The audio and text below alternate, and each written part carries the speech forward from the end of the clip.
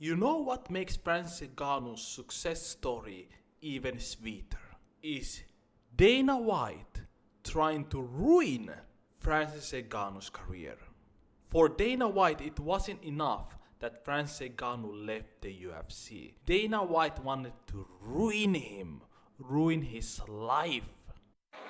I'm coming for the fucking money, you piece of shit. So when Francis Ngannou left the UFC, and he was about to make a contract with Tyson Fury, Dana White heard about it, and he sent an offer to Tyson Fury to box Jon Jones. That's literally what Francis Ngannou was asking for. UFC didn't give him. He left the UFC. Now that Dana White is finding out that, oh, he's about to sign a deal with Tyson Fury, I'm gonna make Tyson Fury fight Jon Jones. This is insane. Like, I get it, like, if UFC doesn't pay fighters, but this is like obsessive shit. Like, this is insane. Like, he wanted to destroy Francis Ngannou's life. Listen to this. And that they were even ready to do Jon Jones and Tyson Fury in, I don't know, MMA.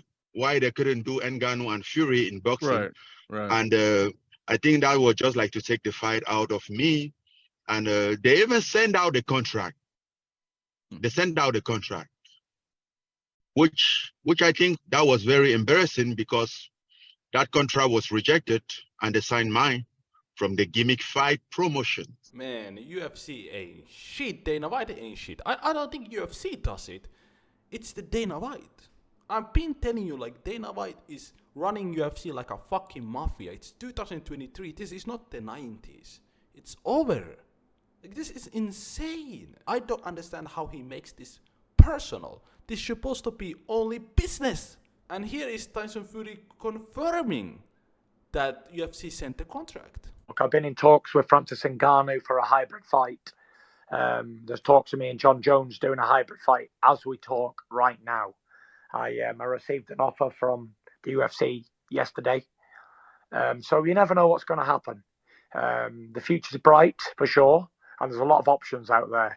And it seems at the moment I'm struggling to get an actual boxing opponent. It's funny how Dana White was saying that we don't do gimmick fights, but then he wants to do a gimmick fight in order to ruin Francis Ngannou's life. Thankfully, Francis Ngannou prevailed and he made history. Now he has his boxing career where he's gonna make tens of millions of dollars. He has his PFL deal, which is worth a lot of money. Also, Francis is a chairman of PFL Africa. So when Francis Ngannou's career ends, he has a job. He has a job for a long time.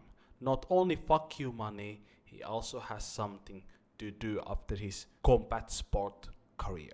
Francis Ngannou said in an interview with Ari Havani that he doesn't regret his decision. He said that if he didn't get any opportunity, if he didn't get the PFL deal, if he didn't get the boxing deal, he would be happy. He accepted it. He said that I would go back to my home country and farm. Like, this man is a special human being. It's the same thing when Dave Chappelle left a $50 million deal and everybody was calling him crazy, but he didn't want to be there.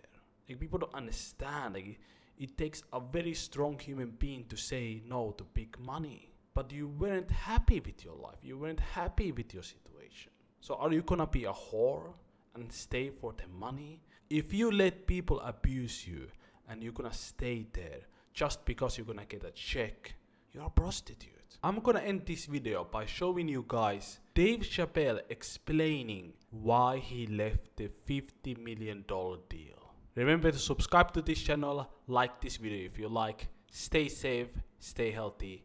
Goodbye. I watched one of these nature shows one time, and they were talking about how a bushman finds water when it's scarce.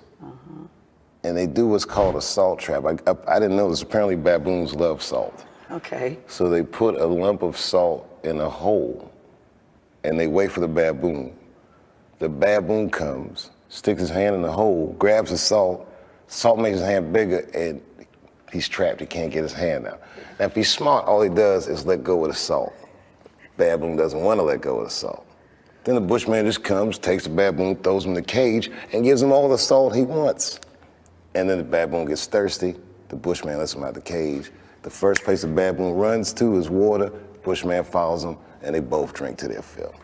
And in that analogy, I felt like the baboon. But I was smart enough to let go of the salt.